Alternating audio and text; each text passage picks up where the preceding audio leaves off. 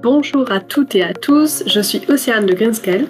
Ne vous inquiétez pas besoin de vérifier votre téléphone, vous êtes bien sur le podcast Écolo au boulot. Mais j'ai subtilisé l'antenne pour un épisode très particulier aujourd'hui. Alors il s'agit du 50e épisode d'Écolo au boulot. Vous vous rendez compte que Cassandre, elle a conçu, elle a enregistré, elle a monté 49 épisodes toute seule. Ça mérite bien quelques applaudissements. Et sous vos acclamations, accueillons notre intervieweuse préférée. Bonjour Cassandre. Bonjour. Alors, qu'est-ce que ça fait d'être l'invité de son propre podcast ?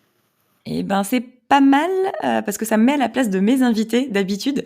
Donc, je ressens un peu ce qu'ils peuvent ressentir au moment d'enregistrer. Donc, ça me permettra peut-être de les mettre encore plus à l'aise pour les prochains épisodes. Elle pense déjà aux 49 prochains épisodes et à comment améliorer tout ça. C'est génial. Alors, aujourd'hui, si j'ai hacké ton podcast, c'est pour que tu nous parles de ton métier, que tu nous parles un petit peu de toi. Quel est ton métier ? Est-ce que tu pourrais nous en dire plus ? Oui, alors mon métier, c'est chargé de mission mobilité, dans le sens mobilité durable. Ça fait faire 6 ans au moins que je travaille dans la mobilité durable. Mais par contre, je faisais pas ça à temps plein avant. Et donc là, il y a 1 an et demi, j'ai changé d'entreprise et de poste pour faire ça à temps plein. Et donc, je travaille pour l'Agence locale de l'énergie et du climat de la Loire. Donc, c'est sur l'échelle d'un département. Intéressant. Et alors, pour qu'on arrive un petit peu à se projeter dans ton métier, est-ce que tu as une journée type ? J'ai pas forcément de journée type, peut-être plus une semaine type. En fait, ça dépend beaucoup des projets sur lesquels je travaille chaque jour ou chaque semaine. En fait, peut-être pour préciser, mon métier, c'est d'accompagner les collectivités territoriales et les entreprises dans la mobilité durable. Donc, ça dépend plus finalement des projets que eux veulent mener et je vais les accompagner plutôt que des choses que nous, on va faire en tant qu'agence de l'énergie et du climat. On a quelques actions, un peu de communication, formation, sensibilisation, mais c'est pas la majorité de ce que je fais. Donc en fait, mon temps, il dépend vraiment en fait des projets que j'accompagne. Donc soit je travaille sur une étude ou sur des projets concrets d'entreprise ou de collectivité, soit je suis à des réunions ou sur le terrain aussi. Ça peut arriver que j'aille voir des aménagements vélo, covoiturage. Ça dépend vraiment de ce sur quoi je travaille. Super, mais on va rentrer un petit peu plus dans le détail au fur et à mesure. Est-ce que tu as envie de nous parler justement d'un projet, d'un accompagnement en particulier qui t'a rendu particulièrement fier, que tu as apprécié ? En fait, dans les projets mobilité, dans les collectivités, en général, c'est des projets assez longs à mener. Donc celui que j'ai en tête, dont vraiment je suis fière, en tout cas qui m'a rendue très satisfaite, c'était sur mon poste précédent, où je suis restée 5 ans, donc j'ai vraiment eu le temps de mettre des choses en place. En fait, je suis arrivée sur un lieu où il y avait rien du tout en termes de mobilité durable, transport en commun, et cetera. Et je suis repartie en ayant installé 4 lignes de covoiturage, plus j'avais lancé aussi toute une démarche autour de transport en commun. Et 1 an après mon départ, ça s'est mis en place, ça a vu le jour. Il y a des lignes de transport à la demande maintenant qui desservent la zone d'emploi où je travaillais. Donc ça, c'est une grosse fierté parce que c'est un travail de longue haleine. Quand on part de zéro et qu'on met tout en place et qu'il y a des personnes au final qui montent dans des voitures en covoiturage, qui montent dans des transports en commun, ouais, c'est une grosse fierté d'arriver à ça à la fin. Après, sur mon poste actuel, du fait que ce soit des projets un peu longs, je suis plus encore en phase d'étude sur ce type de projet. Donc ça se mettra en place plutôt dans cette année ou dans les années à venir. Et je me concentre plus sur des petites réussites du quotidien, soit où on a réussi à accompagner un salarié en particulier, à lui trouver une solution de mobilité plus durable qui lui correspond. Soit avoir convaincu, j'ai un exemple d'une commune où ils étaient pas sûrs de changer de véhicule pour un véhicule propre et en les accompagnant, j'ai réussi à les convaincre d'abandonner 2 anciens véhicules polluants pour les remplacer par un seul véhicule électrique qui convenait tout à fait à leur usage. Et voilà, c'est des petites fiertés du quotidien où on se dit bon ben ok, on rame un peu, mais ça sert à quelque chose. C'est vraiment intéressant, tu as une diversité d'acteurs et d'activités à la fois dans ton poste. avec qui généralement tu vas travailler? Parce qu'on a entendu des salariés, Mmh. des communes. J'imagine pour mettre en place des transports en commun, il faut travailler avec des solutions également, de transports en commun ou de covoiturage. Est-ce que tu pourrais, détailler un petit peu cette partie? Avec qui je travaille? Bah, dans les collectivités territoriales, ça dépend de leur taille, mais je vais travailler soit avec, les agents des collectivités, soit avec des élus parfois en direct.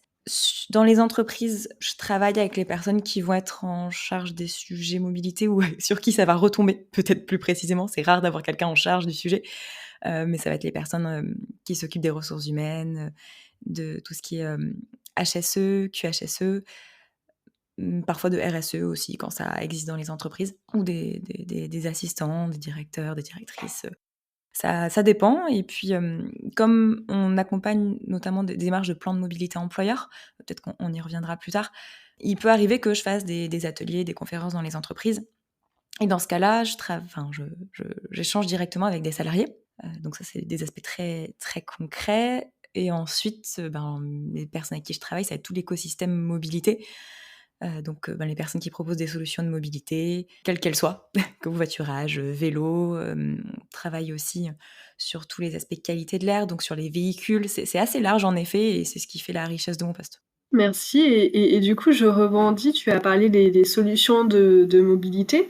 Quelle est un peu ton opinion sur la mobilité douce et qu'est-ce que tu conseillerais pour certaines entreprises ou collectivités, à mettre en place? Alors ça va pas être les mêmes choses à mettre en place en fonction qu'on soit une collectivité ou une entreprise, mais en fait les solutions, de ce que je vois aujourd'hui, des fois on cherche un peu une solution miracle qui va régler tous les problèmes et en fait, le problème, il est assez complexe et c'est pas une seule solution qui va, tout régler. C'est plutôt une multitude de solutions qui, mises bout à bout, vont aider les personnes à pouvoir passer à la mobilité durable et je dis pouvoir parce que, c'est pas qu'une question de volonté, parfois ça l'est, mais souvent il y a pas que ça. En mobilité, moi je dis souvent qu'on est, un pansement à l'urbanisme.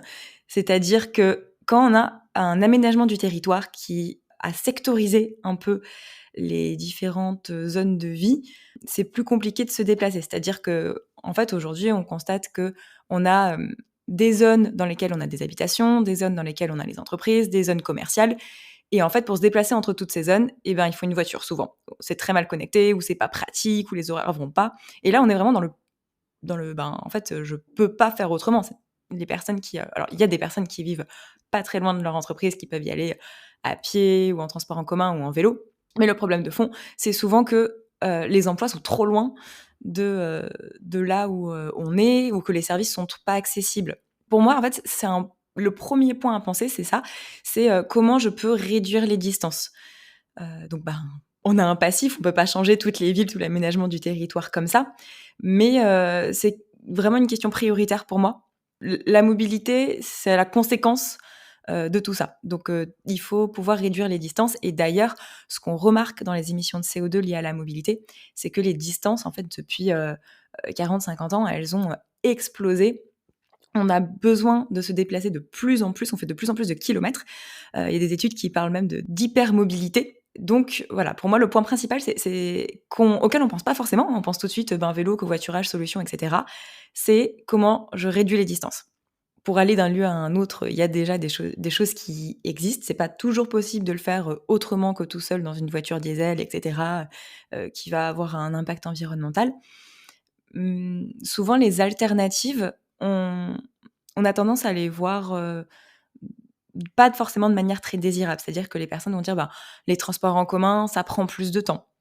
Le covoiturage, aussi parce qu'il faut que je fasse, un détour.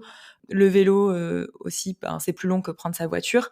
On regarde pas forcément les avantages et donc ça, c'est quelque chose qu'on essaie aussi de mettre en avant. On a réalisé, une exposition mobilité qui justement lève ce genre de frein pour se dire: «Ben, en fait, si je prends le vélo, ça va peut-être être plus long, mais je vais faire du sport et donc je vais pas avoir besoin de passer du temps à la salle de sport parce que j'aurais fait du sport, sur le vélo». Ou alors, dans les transports en commun, oui, ça prend plus de temps, mais je suis pas en train de conduire. Donc si je veux, lire, préparer ma liste de courses, téléphoner à mes amis, envoyer des SMS, je peux le faire dans le train et c'est du dans les transports en commun. Et donc, c'est du temps utile. C'est pas du temps perdu. Pareil, le covoiturage, en effet, il faut faire un petit détour, mais on gagne aussi de l'argent en covoiturant parce qu'on partage les frais. Et puis, on se sent moins seul, on échange avec quelqu'un parce qu'on est deux dans la voiture, donc on discute et c'est enrichissant. Et donc, ça va, c'est tous ces avantages aussi de la mobilité qu'on essaie de mettre en avant, de dire, attends, il n'y a pas que le temps qui a à regarder, il y a d'autres avantages quand on change de mobilité. Et, euh, et c'est important à la fois de les connaître et de pouvoir les utiliser. Ensuite, quand on veut changer de mobilité, il y a aussi toute une phase d'apprentissage quand on change de comportement qu'on peut essayer de favoriser en tant qu'entreprise ou en tant que collectivité. Mais je ne vais pas rentrer dans les détails parce que ce serait très long. Donc si je résume, voilà, les choses qu'on peut faire en mobilité durable, ça va être réduire les distances, réfléchir en premier à comment je réduis les distances, et en deuxième, faire connaître les modes alternatifs à la voiture, à être tout seul en voiture, en regardant les avantages. Et donc là, en fait, vous agissez à la fois sur les solutions, sur la mise en place de solutions, mais également sur les changements de regard sur ces solutions-là, sur, finalement, de l'accompagnement au changement et trouver, une solution qui va convenir, à chaque personne, qui sera pas la même en fonction des avantages qu'on valorise en fonction de ce qu'on préfère ou autre. Quand tu dis réduire les distances, je me demandais, est-ce que vous avez déjà conseillé, par exemple, à des entreprises ou des communautés de déménager? Ça peut être une façon de le faire. Alors pour faire déménager une entreprise, c'est quand même compliqué juste pour, ce motif-là. Ça va plutôt être regardé quand l'entreprise a besoin de déménager. On va dire, où est-ce que ce serait pratique de déménager pour les salariés, pour qu'ils aient, besoin de moins se déplacer ou qu'ils puissent venir plus facilement. La réflexion, elle est plus à mener quand on veut s'installer quelque part en tant qu'entreprise. Après, c'est quelque chose qu'on conseille aux salariés quand on est, directement, en phase 2. C'est compliqué, de déménager aussi juste pour cette raison-là, surtout, quand on n'est pas tout seul à vivre, à un endroit, qu'on a une famille et cetera. Mais voilà, c'est quelque chose qu'on leur dit: «Est-ce que vous avez la possibilité de déménager plus près de votre travail si vous faites beaucoup de kilomètres ou plus près, d'un transport en commun?» Parfois, il y a pas besoin de se rapprocher de son travail, mais juste de se rapprocher d'un transport en commun, d'une ligne de train et cetera. C'est pas toujours possible, mais juste proposer cette réflexion qu'on prend pas toujours en compte quand on choisit un lieu de vie, c'est quelque chose qu'on fait, ouais. OK.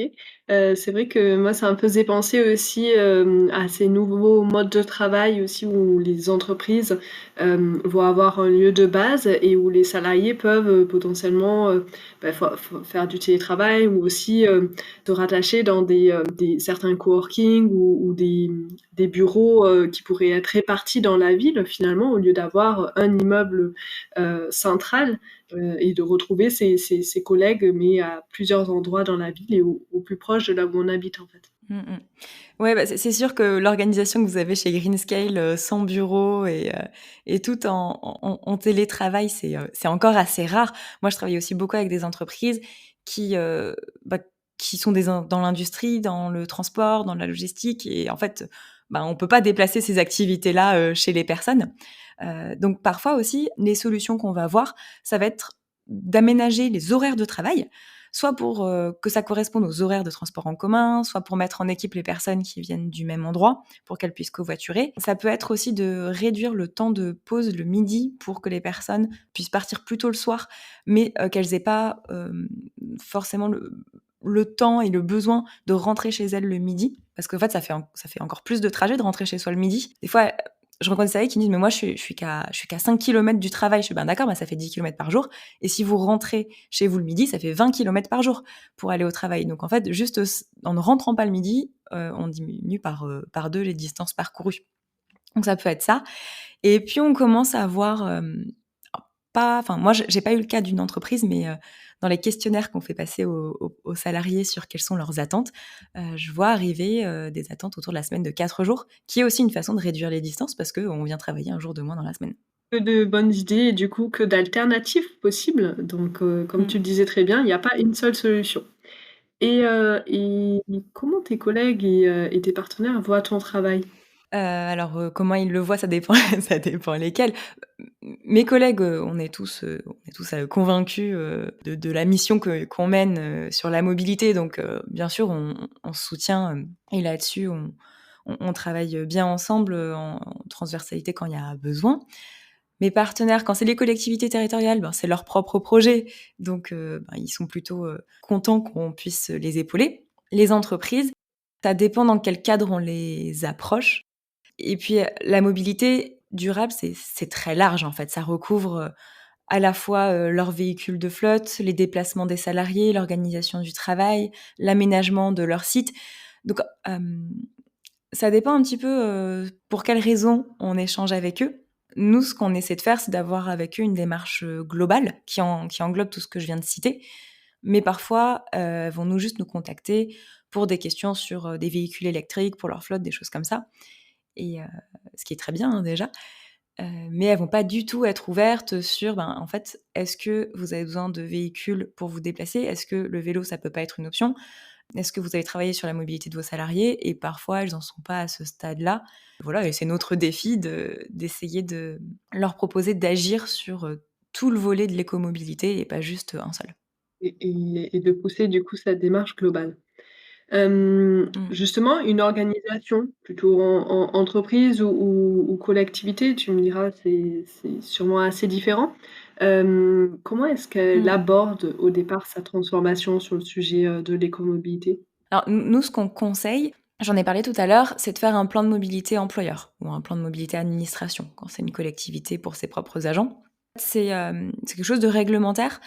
Il faut savoir que tous les établissements de plus de 50 salariés doivent intégrer la mobilité dans leurs négociations annuelles obligatoires et s'il y a pas d'accord, elles doivent faire un plan de mobilité employeur qu'elles envoient, à leur collectivité. On essaie vraiment de pousser à ce qu'elles le fassent parce que déjà pour aller négocier, c'est bien pour avoir des données claires, sur, comment se déplacent les salariés, quels sont les problèmes de mobilité qu'ils rencontrent et parce que c'est une démarche projet assez complète qui permet de toucher à tous les sujets. C'est-à-dire que dans un premier temps, elles vont faire un diagnostic justement de qui vient sur leur site et comment ces personnes-là viennent. Quelles sont les alternatives? Est-ce qu'il y a un transport en commun pas loin? Est-ce qu'il y a des aménagements cyclables? Est-ce que c'est possible de venir à vélo? Des fois, on a des sites qui sont sur des grosses départementales et clairement, conseiller aux salariés de venir à vélo, c'est très dangereux. On questionne les salariés, on regarde d'où ils viennent et quels sont les potentiels de report avec ce qui existe. Donc, ben, lesquels sont suffisamment prêts pour venir à pied, pour venir à vélo? Est-ce qu'il y en a qui habitent proches les uns des autres, qui pourraient créer des équipages de covoiturage? Est-ce qu'il y en a qui sont proches des lignes de transport en commun, et cetera? Et puis on regarde aussi, toute la partie organisation du travail. Suite à quoi l'entreprise, elle soit négocie directement, avec, les représentants des salariés, soit passe à une partie, plan d'action. Donc elle se fixe une stratégie vers laquelle elle veut aller. Dans la loi, hein, qui encadre les plans de mobilité employeur, on demande au moins de proposer un objectif de part modale. Part modale, c'est sur, l'ensemble de mes salariés, combien viennent aujourd'hui, à vélo, par exemple. Donc ça va nous donner la part modale du vélo et si elle est à 1 ben, peut-être que l'objectif, ce sera que dans, 3 ou 4 ans, elle passe à 3. Et après, l'entreprise décide de mettre en place un plan d'action autour de sa stratégie. Donc c'est sur je vais essayer de donner des exemples, hein, pour que ce soit concret et puis donner des idées aux personnes qui écoutent. Si c'est sur, ben, par exemple, le vélo, ça peut être, bah, déjà, est-ce que j'ai un stationnement vélo sécurisé, abrité pour mes salariés? Est-ce que, ils ont un endroit pour poser leurs affaires, des casiers, ou autres? Est-ce qu'ils ont des douches? Ça peut être aussi, parfois de proposer, des animations, de la formation. Donc la formation, ça peut être carrément de la vélo-école. Il y a des personnes qui ne savent pas faire de vélo ou savent faire du vélo, mais pas en circulation et elles ont besoin, bah, d'être accompagnées, d'être rassurées là-dessus. Ça peut être des ateliers de réparation vélo aussi. D'ailleurs, ça concourt complètement aux politiques de sécurité routière, enfin, d'éviter les accidents du travail. Hein. Si on a des cyclistes, c'est important qu'ils aient des vélos en bon état. Si c'est sur le covoiturage, ça peut être ben, de proposer une plateforme pour covoiturer, d'aider à la création d'équipages de covoiturage. Ça peut aussi être, quand on veut travailler sur sa marque employeur, d'indiquer qu'on fait pour aider les salariés à venir autrement que tout seul dans leur voiture. C'est vrai qu'on voit encore des posts où il y a marqué permis B plus véhicule obligatoire. Je ne sais même pas si c'est légal. En tout cas, nous, on pousse à ce qu'ils écrivent possibilité de covoiturage, indemnité kilométrique vélo, des choses comme ça pour montrer aux salariés qu'il y a des possibilités de venir travailler dans cette entreprise autrement qu'en voiture. Donc ça se travaille même avant d'avoir recruté. Après, sur les transports en commun, ça peut être... il y a une prise en charge qui est obligatoire déjà par les entreprises de 50% de l'abonnement de transport en commun. Ça peut être d'aller au-delà ou ça peut être d'aménager les horaires pour qu'ils soient compatibles avec les horaires de transport en commun ou d'avoir une certaine flexibilité aussi. Parfois, il y a des transports en commun qui sont pas à l'heure. C'est pas toujours le cas, faut pas dramatiser non plus, mais ça peut arriver. Et donc en fait, si on incite nos salariés à venir autrement, il faut être potentiellement aussi un peu flexible, ou en tout cas discuter avec eux de ce sujet-là, de s'il y a un retard, qu'est-ce qui se passe. Voilà, c'est des idées comme ça qu'on retrouve assez souvent dans les entreprises, de choses qui peuvent être mises en place. Donc en gros, on a des parties un peu infrastructure, gestion du parking, stationnement vélo, une partie service, par exemple une plateforme de covoiturage, un atelier de réparation vélo, et une partie animation, formation, sensibilisation des salariés qui peut passer par des challenges. Nous, moi, je travaille en Auvergne-Rhône-Alpes et on a un challenge mobilité d'une journée où c'est des entreprises qui se mobilisent en disant aujourd'hui, on essaie tous de venir autrement. Voilà, c'est une façon aussi d'aider les personnes à passer à l'action concrètement. Et toutes ces étapes, elles sont importantes en changement de comportement. C'est-à-dire que là, on retrouve la possibilité de faire autrement parce que j'ai des services, parce que j'ai des infrastructures ou des services qui me permettent de covoiturer, de venir à vélo, de prendre les transports en commun, etc. La partie d'accompagnement avec des ateliers ou une plateforme de covoiturage où on va m'accompagner à faire ça, et la partie animation où je vais passer à l'action en tant que salarié.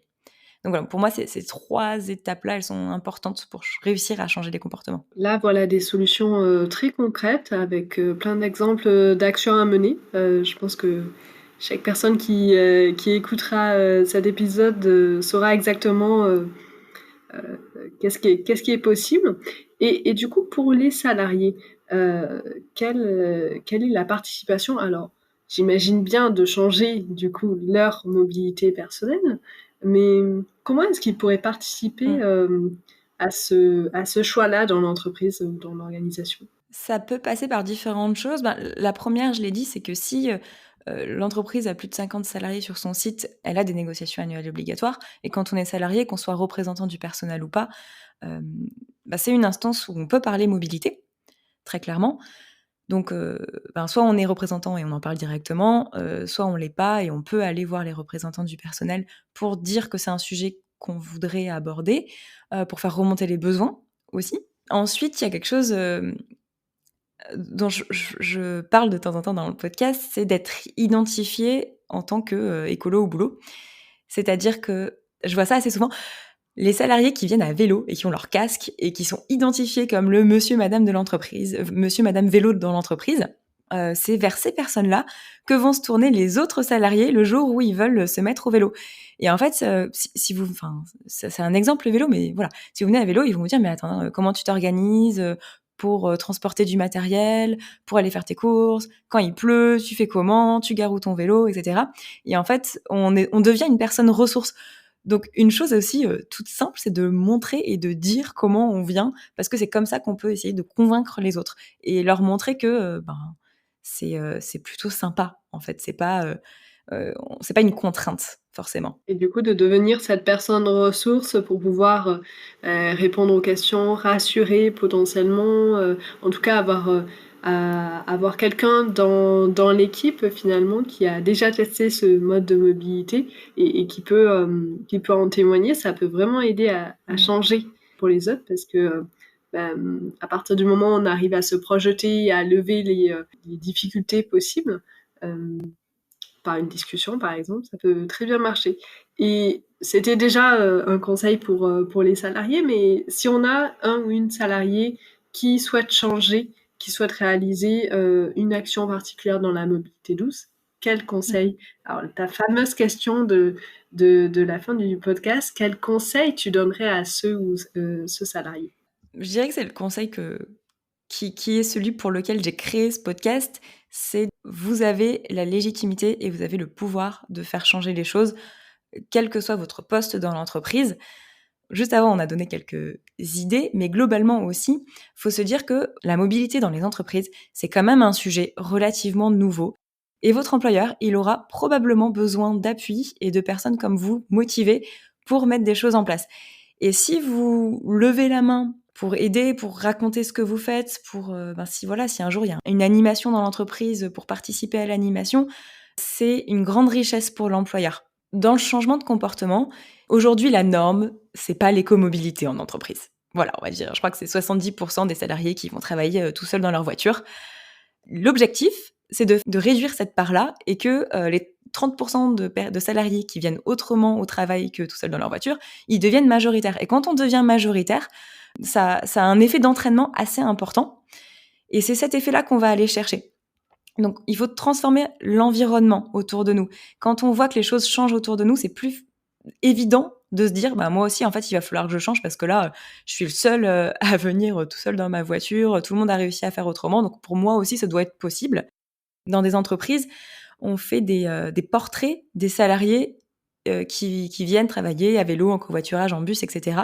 pour les valoriser, pour montrer que c'est possible et pour qu'ils soient identifiés auprès de leurs collègues. Donc, voilà, mon conseil, c'est n'ayez pas peur de ne pas être légitime. Tout le monde est d'accord, globalement, pour dire que la mobilité durable, c'est bien.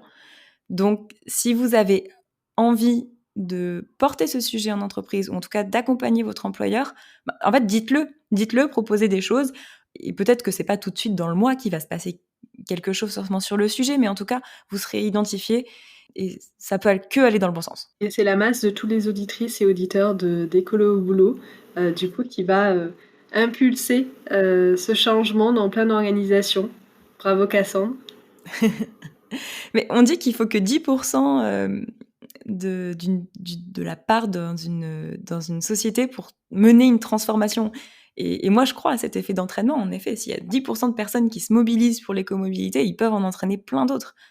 Et peut-être un dernier conseil, je le dis de temps en temps aussi, mais je pense que c'est bien de le répéter, c'est que ne rentrez pas dans des débats stériles avec des personnes qui ne veulent pas changer de mobilité ou qui ne peuvent pas changer de mobilité. Essayez plutôt de convaincre ceux qui voudraient bien, mais qui ne savent pas trop comment faire. Vous perdrez beaucoup moins d'énergie et ce sera bien plus efficace. Et ça ira encore plus rapidement. Super. Merci Cassandre. Écoute, merci d'avoir hacké ce podcast. C'était très drôle de passer de l'autre sens. Écoute, ça m'a fait vraiment très plaisir de le hacker pour toi. Et puis merci à tout le monde d'avoir écouté. J'espère que l'interview de Cassandre vous a plu. Maintenant, vous en savez plus, encore plus sur ce qu'elle fait. La prochaine fois, ce sera pas moi, je m'éclipse et je redonne la main à Cassandre pour le prochain épisode. Merci, à bientôt. Je reprends la main sur le podcast pour vous remercier de l'avoir écouté jusqu'au bout. Vous êtes de plus en plus nombreux et nombreuses à suivre Écolo au boulot. C'est très gratifiant et j'aime à croire que ça aide de plus en plus de personnes à agir concrètement dans leur entreprise. En parlant de concret, on vous prépare de nouveaux formats en 2023 pour comprendre, agir, s'inspirer et aussi penser à sa carrière dans un monde qui entame sa transition écologique. J'ai hâte de vous les faire découvrir. Le prochain épisode sera dans 3 semaines, comme d'habitude. En attendant, je vous recommande de vous inscrire à la newsletter Écolo au boulot. Le lien est en description de cet épisode. Vous recevrez ainsi le dossier Écolo au boulot du mois avec des propositions d'action à tous les niveaux. En janvier, je vous ai partagé des pistes pour gérer les déchets organiques en entreprise. Si le sujet vous intéresse, il n'est d'ailleurs pas trop tard pour vous inscrire à l'atelier Écolo au boulot, en tout cas si vous écoutez cet épisode à la sortie. Ce sera en visio, c'est gratuit, mais il faut s'inscrire avant le 8 février. On démarre à 12h45 pour 1 heure. Je vous mets également le lien en description pour vous inscrire. Merci et à bientôt. Ciao!